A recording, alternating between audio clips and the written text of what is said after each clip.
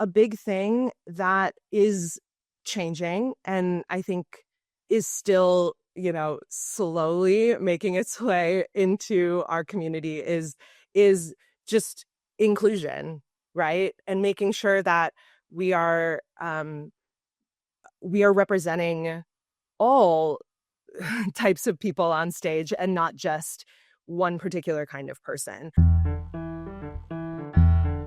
What's going on, everybody? My name is Hassiem Muhammad, and you are listening to The Actor's Instrument, Tools for the Long Game. Before we dive in, if you could all do us a favor, please like this episode, subscribe to the channel. It really helps out a ton. And we've got something extra special dropping next week, so you don't want to miss it. Make sure you're subscribed. Our tour of the regional markets outside of New York City and Los Angeles comes to a close today. I've been searching for the opportunities that exist across the film, TV, theater, and commercial landscapes in the smaller markets to see, is it possible to have an acting career wherever one wants to live? We've been to DC, Atlanta, Chicago, and this week we've got double the trouble as we're headed to the Twin Cities of Minneapolis and St. Paul, Minnesota. Joining me this week on The Actor's Instrument is Anna Hashizume. Anna is a Japanese-American singer, actor, and voice teacher based in the Twin Cities. She's performed with companies like the Guthrie Theater, Chanhassen Dinner Theaters, Theater Latte Da, Artistry Theater, History Theater, Minnesota Opera, and Fargo Moorhead Opera. On screen, she's worked for Best Buy, Target, Bobby and Steve's, and the Minnesota Lottery. She was also featured in the found footage horror film VHS 85 No Wake, which is a part of the VHS franchise. In addition to performing, Anna is a passionate voice teacher and owns her own private studio. Anna, thank you so much for joining me. Thank you for having me. All right. So Anna came to us through a mutual friend of mine who I went to high school with. So I have a great friend, Olivia Willis. Went to high school together, and she ended up going to Minnesota to get her BFA in acting. And I was, thinking about the different regional markets for this segment on the show. And I was like, okay, Chicago, duh, Atlanta, duh, DC, boom. I even thought about like New Mexico and like New Orleans. But then I remembered something when I was auditioning for colleges. I remember going to Minnesota, and they were like, did you know that Minneapolis has the second highest number of theater seats per capita in the United States? So the only place in the United States where there are more theater seats is New York City. And I was like, it would be an injustice to pass over the Twin Cities on this little tour we're doing on the podcast. So Anna, thank you so much for being our representative. I'm so happy to be here, and I hope I do the Twin Cities justice. No pressure, all the pressure. Okay, so before we dive into Twin City talk, I would just love to know about you. Something I ask all of my guests is, what is the defining quality that you bring to the table as a storyteller? What sets you apart? Ooh, we dive right in. Well, I am a crossover artist. So I got my degree in opera, and that's what I pursued for a few years post grad. And then I kind of went back to musical theater from there. And so I think I've kind of carved out this niche for myself where I'm a very, very strong musician, and I'm a great sight reader. So I do a lot of new work because I can pick it up really quickly. And I also do a lot of the like more legit operatic musicals as well, just because I have that background, but I'm able to what's the right word? Kind of like temper it based on just my knowledge of my instrument, because I also teach voice. So like I have a really intimate knowledge of my instrument as well as just singers in general. So I think that's kind of the niche that I kind of live in. I do a lot of new work, but I also do a lot of like the classic stuff because of the opera background. But yeah, I think I'm just a very strong singer actor. That's awesome. And what a great way to leverage your instrument. I personally don't know too many crossover artists between opera and musical theater. ironically, because you both require an incredible singing instrument, and something you said, like your ability to temper, right? To take that operatic sound and bring it, I won't say bring it down, but transition it to what is required for musical theater. And I guess maybe in some cases, literally bring it down. I would say that's a difficult thing for opera singers to do. We're not taught to do that. We're taught to Mm. just kind of go full out all the time. Yeah. But yeah, there's some collegiate animosity, I would say, between opera programs and musical theater programs. And so Mm. that's probably why you don't find a lot of crossover artists. So, okay, how long have you lived in Minneapolis? So I grew up here. I grew up Ah, in a native. suburb. Yeah, I grew up in a suburb of Minneapolis and went to high school. I went away for college. And then when I was looking at grad schools, I was looking all over the place. And actually, the last place I wanted to end up was back in Minnesota because It's that's cold. kind of a well, yes. And it's also a bit of a trope here. Not a lot of people leave. So like Huh. you see a lot of people who grew up here, who go to college here and who stay here. And there's no shame in that. I mean, clearly like I live here now. But it was like a trope that I like didn't I was like, I don't want to go back to Minnesota. Like I want to go Mm. elsewhere. But I was looking at graduate programs and a really important thing when you go to graduate school for voice is to find a teacher that you really click with. Like that is the kind of one of the most important things you need in your graduate study. And so I was taking trial lessons and I was going all over the country to find a school to go to. And I remember I went to the University of Minnesota and I had a trial lesson. And I walked out and my mom was with me. My mom was sitting out in the hall.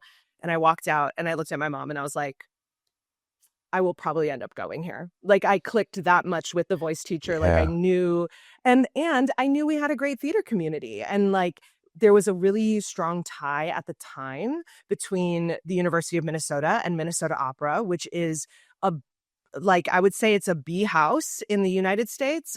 So it has a good amount of money. It gets, butts and seats, which is great. So I was like, well, there's a tie there, which is really beneficial for me. And we have, a top regional theater here. And, maybe I could go back to musical theater. Maybe I could dip my toes in theater while in grad school. I Mhm. don't know.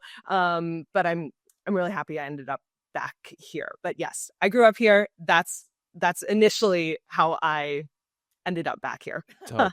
Well, you're the perfect person to have on the show then, because who would know more? Well, because all my Truly. other like regional specific guests were all transplants. Mm-hmm, mm-hmm. For Chicago, Jeff, he like grew up in LA, which that was interesting because he left LA to go to Chicago. Yeah. Um, we had Cody, who I don't remember if he said where he was from, but he'd lived in New York, he'd lived in Florida and worked in Florida before he settled in DC. Um, and Atlanta, she was from North Carolina. So everybody's been transplants with a lifetime of experience living in the Twin Cities. Within the market, what have you noticed that has changed over the course of your lifetime? Maybe from when you were a kid watching performers do their thing and thinking, oh, I could do that one day, to now being a performer yourself. That's a tough one. I grew up uh going to the Children's Theater Company a lot. We had season tickets, and I loved going to the Children's Theater Company. It's a really great theater company in town. It's won some Tonys. It's a very highly regarded company. Hmm. And I I went to a lot of theater, but I specifically remember going to CTC a lot as a kid. And I would just say a big thing that is changing and I think is still, slowly making its way into our community is just inclusion, right? And making sure that we are we are representing all types of people on stage and not just Hmm. one particular kind of person. And, what's so great is we have a lot of companies that focus on particular communities. We have Theater Mu, which is the second largest Asian American theater company in the United States, and that's here in the Twin Cities. And we have Penumbra Theater, which is like a Black American theater. So we Hmm. have these like great little community great little communities of like theater companies here. But I would say for like the bigger companies, the thing that is something that I think every theater is trying to work on, is trying to be more inclusive. And I mean, I like to shoot straight on this show. Not much of beating around the bush. That was one of the I'd say grievances I had when I visited Minneapolis as a high schooler. I went to the a callback weekend at the Guthrie Theater program at Minnesota, and I was one of 4 Black students at the callbacks out of 85. And I remember distinctly looking around going, "Oh no." Like I was like, I can't I was like, cuz if I say yes and they say no, this not I'm a oh no. It was a conscious thought process I had as an 18-year-old. I was like, I don't know about this. Hmm. And Minneapolis is a, a very where we have Scandinavian roots here in Minnesota, and so it's a lot of like tall white blonde people who like Mhm. live in this area. But I do have to say, where I think my experience as an actor of color differs from perhaps some other people's is the first show I ever did as a kid. I was like 8 years old, and I had been taking classes at CTC. I started getting into performing. I wanted to be an actor. And so my mom looked in the paper and found an audition for Asian American youth. My mom was like, well, Mm, that's my daughter. So, well, I don't come from show business. Like, my parents had no idea what to do with me. mm. So they just were trying. And so the first show I ever did when I was 8 years old was with Theater Mo. Oh, It sick. was, almost every single person in the cast was Asian. I think there were, a few white people in the cast or a few Black people in the cast, but the majority were Asian people. And Mm, so, where my experience as an actor of color probably differs from a lot of people's experience is I never thought I couldn't do this yeah, because because your first experience. from a Yeah. very early age, I was like, look at all these Asian people doing theater. Like it Uh-huh. wasn't something that I like went and saw shows and I only saw white people. It was like because that was a little bit of what I saw, but then my experience was as an Asian Yeah. American actor with other Asian American actors and being mixed, it was like I felt like I could kind of identify, with the Asian kids in the shows that I was doing, but I could also identify with the white kids that I saw on stage. Yeah. That's the interesting thing about being mixed. Just like you don't quite ever know where you are and where you stand. But that's why I feel like my experience, like that's why I'm so lucky that we as a Twin Cities theater community have Theater Mo. Like it was a huge part of the reason why I knew I never thought I couldn't do this. And I feel like that's a unique experience. No, that's awesome, and, like, the city of Minneapolis can't help who lives there. You know what I'm saying? Like that, like, you know, and I think that what it has done a good job of, uh, according to your experience, is for the people who do live there. I mean, the second largest Asian American theater troupe in the states, Theater Penumbra as well. Like the folks there who do come from a different background have found each other, and there's a platform for them. Mhm, And so it's like mhm. can't be anything but excited for that. Now, we already spoke Minneapolis, a ton of theater, which I guess means a ton of actors, performers. Do you have an agent? Is there representation in the Twin Cities? Is that a thing? This is a great question. So we have representation for on-camera work. So there is a pretty large commercial industry here, mainly because of companies like Best Buy, companies like Target, whose headquarters are here in the Twin Cities.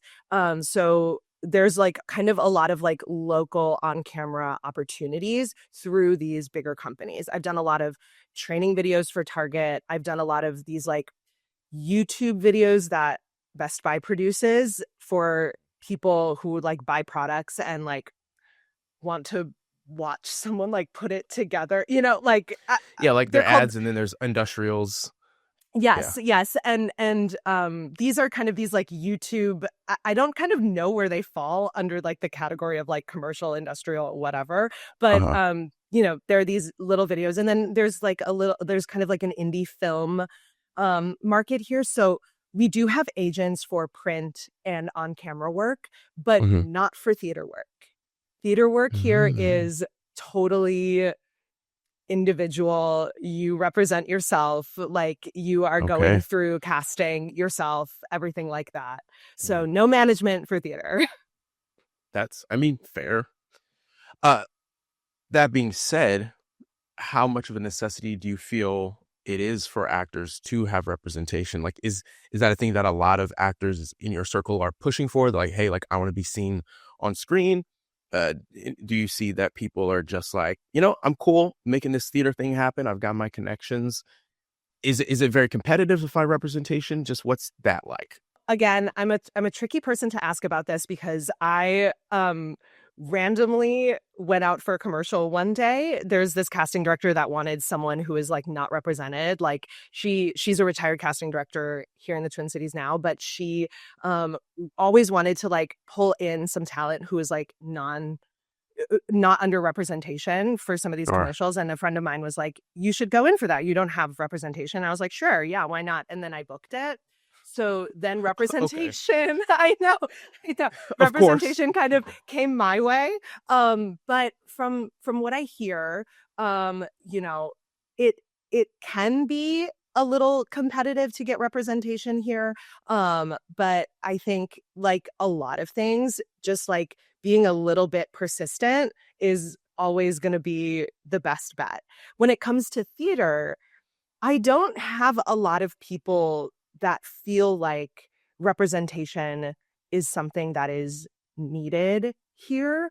The community is small enough where personal relationships um, are easier to have, if that Yeah, makes sense. So, like, yeah. again, I can't quite speak to other markets because I haven't really worked in other markets, but I mean, I'm sure it's like everywhere. Everyone kind of knows everyone. So, feeling like I always feel very empowered to, if I hear like a callback is happening, and I wasn't on that list, I feel very empowered to be able to reach out to casting and just be like, hey, I hear this is happening. If there's time, I'd love to be called in. And if they're like, no, we don't have time, it's like, that's fine. Or if they're like, actually, yeah, we'd love to have you. Like I feel very empowered to do that. Hmm. And I empower a lot of people to do that because that's kind of the market we're in. Man, what a great attitude to have. And what I will say is that in my experience, the folks I've spoken with, the smaller markets are all very similar in that way. And it's kind of a thing I envy a little bit because I'm in New York City. And but what I will say is that I think that actors in the bigger cities could apply that mindset, right? Because people are still people. You can still meet people. Like people complain, they're like, "Oh, it's about who you know." You can know people. Like that's Yes. a you hello, you can go out and meet somebody like that. That is within your control. And I went in for an audition recently. It was a similar thing. I heard a casting director was casting a thing. I hadn't been called in for it. I do have a personal relationship with this casting director. I sent her an email and she was straight up. She was like, I didn't think of you for this, but yeah, because she trusts my work. I came in, did the thing. She came out in the hallway and she goes, I didn't know you were funny. It was for a comedy. And she was like, I didn't know you were funny. That's why I didn't call you in. And I was like, well, yeah. And so you got to shoot your shot. Shoot your You got to shot. shoot your shot. The personal advocacy of it all is so important because it's like it's really easy to just sit and be like, oh, I didn't get called in for that thing. And this is what I tell my students and clients all the time too. I'm like, it like as long as you are trying to move the ball forward, I Hmm. think that is better than like sitting and being like, why didn't I get called in? It's that, Hmm. like, that's not a mindset. That's not a place we want to live in. Send them an email. They might not email you back, but at least you tried. At least you are trying to, like, again, move the ball forward. At least you are trying. And like, again, some of these people are really busy and they might not email you back. It might be a no. That's okay. But again, it's like you're taking some control back in a career that feels really not under our control at all. Absolutely. I couldn't agree more. So you've discussed that there are opportunities for some on-camera commercial, industrial things. There is an indie film market, obviously, ton of theater, um, opera. Would you say that theoretically an actor could live and work in the Twin Cities and support themselves off of their art, their craft alone? Yes. I would say yes. I would say you have to have a little bit of an entrepreneurial mind, I think, in order to make it just on craft alone. Um, I think I think what makes it we have a lot of grant opportunities here and we have a lot of like new work support here. So if Uh-huh. you are an actor who is also maybe interested in writing your own work, or an actor who is also interested in directing or choreographing. If you feel like you can juggle a few different hats in that creative on that creative side, I absolutely think yes. I think if I am an actor and that is like kind of all I do, I think it could get a little tricky. It could get a little dicey. A lot of actors who are kind of on that path, I'd say, do have to go on unemployment here and there to like make all ends meet. But like for the most part, I definitely think this is a place where you can sustain yourself. I also teach, obviously, and I own my own studio.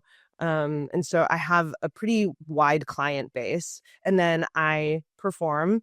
Um, and I do have a partner who's a chef, but we own our house. Go ahead. I own a home here in Minneapolis. Hmm. Um, and I don't have what I would call a survival job. I work to two of my passions, and Fire. I own a home. Say you know that. Say so that. Say that. I do think you can sustain yourself. I think you have to be savvy, and I think you have to hustle a little bit, but like Hmm. you can do it. That's awesome. I love that response. I love that response. I think that having an entrepreneurial mindset is a big takeaway that has come across from a lot of my guests on the show thus far. It's like you have to be accountable for you. Like if you want a certain life, you can blame it on like the industry and the market and the world and whatever. But at the end of the day, you're the one who has to live with your life. Like nobody else has to be in Exactly. your shoes. And so if owning a home is of value to you, again, you can make all the complaints you want. But at the end of the day, either you're in the house or you're not. And and nobody outside of your house cares. So if you care, what's the accountability? That's what I'm trying to get at. Like, where's the accountability for oneself? Exactly. And I mean, it goes back to what we were just saying about like just email casting. Yeah. like Yeah. like you can sit and wallow in the fact that you weren't called in, or you can take a little bit of your life back and say, hey, actually, like I think I could actually slay at this, and I want to show that to you. And if they don't have time, they don't have time. I mean, I'm very much of the mindset within work that like everything happens for a reason, and like I always end up where I'm supposed to end up, and I always get the job that I'm supposed to get, and whatever. But like, at least I'm like trying. And like, sometimes the job that I end up getting is the one where I emailed casting and I said, hey, like, I think you should see me for this. Okay. So you and your husband, you own your own home. The thing that I love that you mentioned was you have two passions. Yeah. You have two passions that you pursue. Um, you don't have any like side hustles. And I think that something a lot of artists in general, freelancers in general, is we can leverage our talents, right? Like you don't have to wait tables. If you want to, you can. There's nothing, I was about to say I have nothing against it. I do personally. But if if I have nothing against people who like live Yes. your life, I don't care. Um, do what you got to do, pay your bills. But if you don't want to do that, there's so many other ways in which we can use these instruments, use our voices. Absolutely. And like that's the other thing that I talk to a lot of people about, because people are always kind of curious, how I built my studio and how I like built kind of this other business. I think it's like I never think of myself as like a business owner or as like an entrepreneur, but like that is kind of like what I have done as a voice teacher. Like a lot of voice teachers like teach in high schools, or a lot of voice teachers like work for a studio. Sure. And I have my own. I like create my own schedule. I do I do all of the billing. Like all of that is like me. But Yeah. what I people ask me a lot, like how I did it and how they could maybe do it. And I think like one of the biggest things is I used to have a survival job. I had a survival job for like 5 years during grad school and then a little bit post grad. And it was a weaning process because it was like I was acting and I was like auditioning. And then I was also working at a salon, front desk at a salon. And then I was like starting to teach voice lessons. And so those years were really Crazy. hard. That's a lot. It was like a lot of grinding, but it's like one of those things where I knew it was going to pay off. And so this again kind of goes into that conversation of persistence, like being Yeah. persistent with something and like Yeah. trusting that like you have to lay groundwork in order for things to grow. Like you have to plant seeds in order for things to grow. And I think so many people just want to like quit their survival job and try to teach or, I don't know, anything else. Like I've seen so many Instagram posts like, if you need an acting coach, Mhm, which is mhm. fine. Again, I'm not, God, I hope I'm not coming off as I'm throwing shade, because I appreciate and respect the entrepreneurial mindset to say, what can I do? But as you said, it's got to be strategic, And it you doesn't know? happen overnight.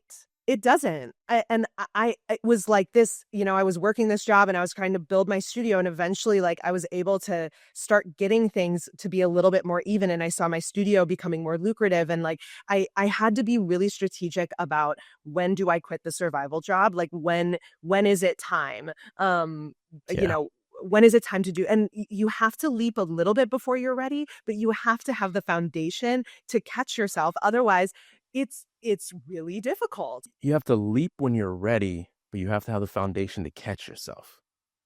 Whoo. I love that. Whoo. I just need to sit on that for a second. Leap when you're, because we talk about the leap. We know as artists, you have to Mhm. take risks. You have to, You have to. make the jump, do the crazy thing. And man, like it's way easier to fall, like you said, if you have, and you didn't say have a net. It's not about having a safety net. It's not about having a backup plan. It's about you've built a foundation as an adult that lives in a capitalist society, and Yeah. therefore, after you leap, you've got some solid ground to land on, whichever way it goes. I love that. Yeah. I've got some rapid fires for you. Okay. Okay, so I'll try and be rapid fire. I'll try not to. I've like asked a question to give like a qualifier. Okay, so what's the cost of living like? I think it's crazy everywhere, but it is definitely more affordable here than probably on either coast. Average American household income right now, or for an individual, $60,000. Could you live in the Twin Cities with $60,000 a year? I think so. All right, guys. I'm So not not great with 59, money. 60, I'm so not sorry. 59. I'm terrible with, Great. as someone who again is like, I own my own business. I like do all this stuff. I'm like, I like talking numbers We is have a house. I have a I did my house. part. Okay. Quality of life, meaning cleanliness, affordability is kind of in there, Mhm. novelty, access to nature and entertainment. I think quality of life is pretty high here. We have a lot of nature. We have lakes. We have 10,000 lakes famously. What? We're like the land of 10,000 lakes up here in Minnesota. I didn't know that. And there's a lot of nature. We have like the Boundary Waters up north. We have Lake Superior up north.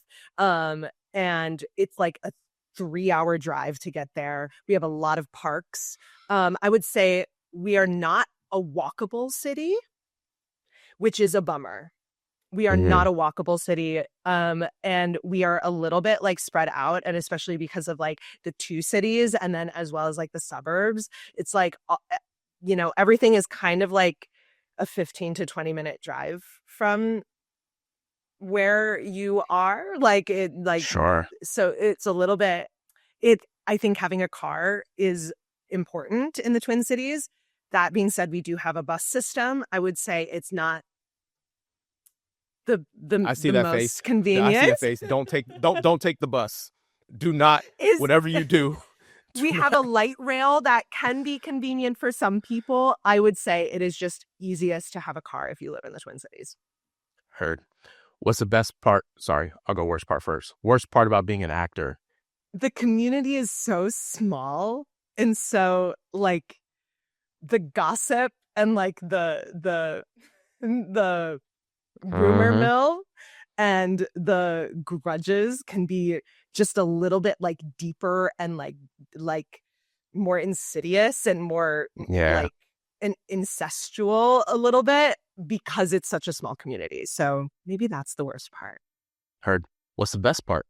It's like the different side of the same coin. The community is amazing. Like other than like the little like, the like jealousies, like all these little things, the community is honestly like as much as like, I mean, it's kind of this like familial kind of thing, right? Because it's like as much as sometimes you can't stand a person or as much as you're like, that person always gets like, we're always out for the same job and that person always gets the job. It's like at the same time, like I would say I'm so proud to be a part of this community.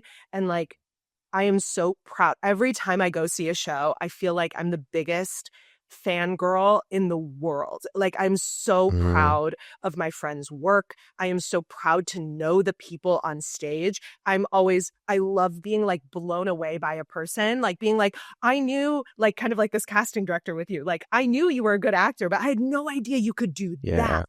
Like that is so special about this place is like the community is tight knit, which can create some drama, but it's tight knit, which creates this like really lovely little, I don't know, family community. Like, yeah, it's really nice.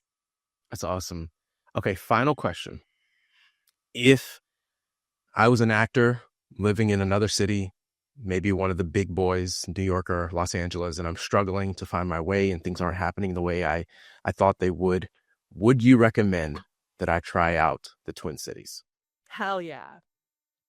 Come join us here. Boom. You can make a living. Guys, you can make a living. You can make a living here.